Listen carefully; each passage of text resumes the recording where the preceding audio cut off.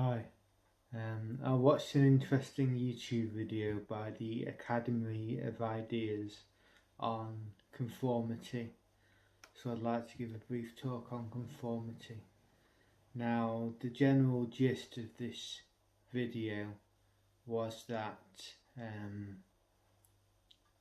basically most people are conformists, and there's a quote by Ralph Waldo Emerson that for your nonconformity the world will whip you with its displeasure. And it's the idea that there's a lot of social pressure to conform, and it's often artists and individualists and creative types who are the nonconformists. So anyway, I consider myself to be nonconformist, and it's quite ironic that in today's world being Roman Catholic is actually nonconformist, because it's very much the counterculture now, and the mainstream culture of conformity is to this secular worldview, and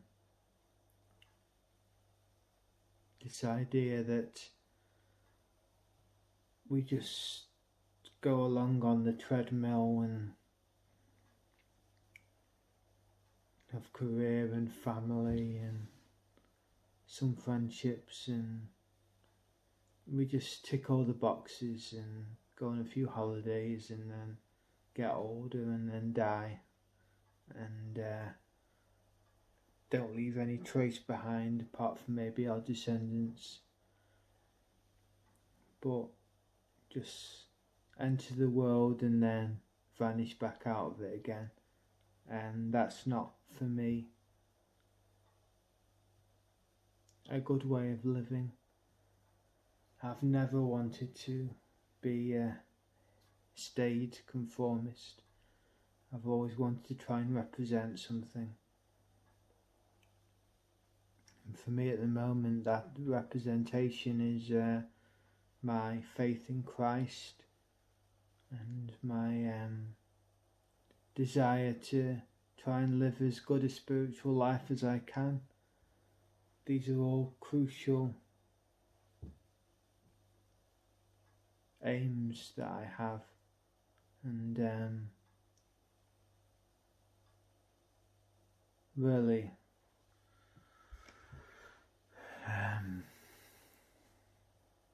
really for me to be the best spiritual person I can be, that is the most important thing to me. Just to be the best spiritual person, and say a few of the hours of the divine office, Lords, and what's the one that I like in the afternoon? Known, I think, and Vespers and Compline, obviously. So I've got that, and then there's the Rosary and the Divine Mercy Chaplet, and there's free prayer, and then there's set prayers by the saints, like St. Thomas Aquinas' prayers, and there's all these you can do, and then there's spiritual reading, like studying the Gospels. I've got on LinkedIn that my profession is studier and meditator on the 4 Gospels at Hazelwood Hermitage Library, and that's a fair reflection, because the 4 Gospels are just key to my understanding of the world. And I've got the Catena Aurea, and I've got the Word on Fire Gospels, and I've got Origin on commentaries on St. John, commentary by Augustine on the Sermon on the Mount. So there's a fair bit there. Got another one as well, the Ignatius Study Bible. I've not used it very much, it's a bit sparse, but it's an option anyway. But yeah, this is my idea of nonconformity. to actually stand for something against the world, because the world doesn't believe in the usefulness of these sorts of pursuits. The world believes that the most important thing is to make money and to have a wife and kids and to be popular with your friends and acquaintances, and to go on nice holidays and that sort of thing. And yeah, for me that's all just so false and superficial. But people might see me as strange, you see, because I don't follow the ways of conformity. It makes me an outsider, a social outsider. Not that it bothers me, because who is my social group? I've got a small group of friends and that's it, and my mum and dad. Who is my social group? So there you go. So yeah, basically nonconformity is important to me. Trying to come up with original ideas too. And the struggle for various things as well. The struggle to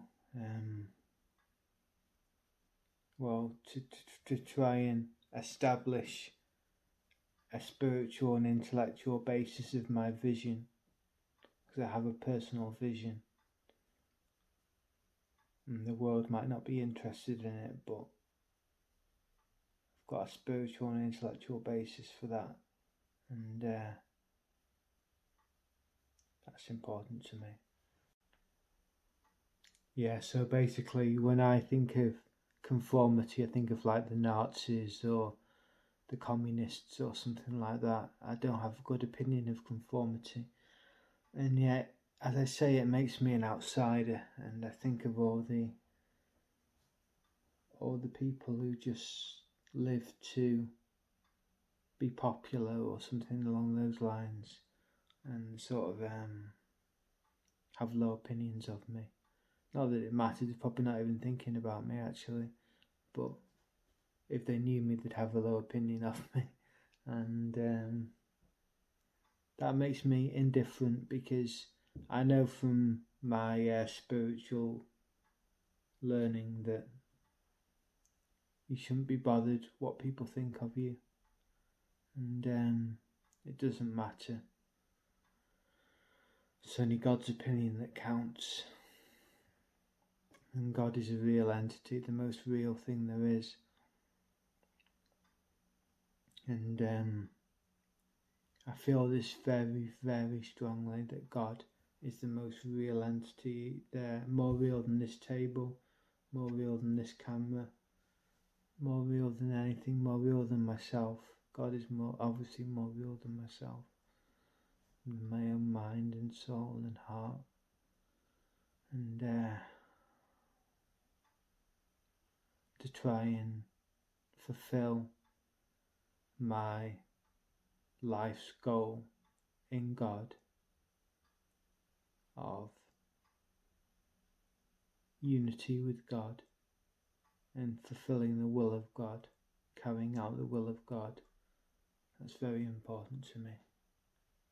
And I think this makes me absolutely a nonconformist. In the Middle Ages I might have been a conformist, but I'm so out of step with the times that I cannot possibly be other than nonconformist. So that's just me in the 21st century with a medieval mentality. And yeah, so basically nonconformity is the most important thing on a socio-cultural plane. If you want to make a difference, you can't just go along with the crowd, because that's intellectual suicide, isn't it? You've got to make a stand. And that's what I try to do. So, yeah, that's all I want to say.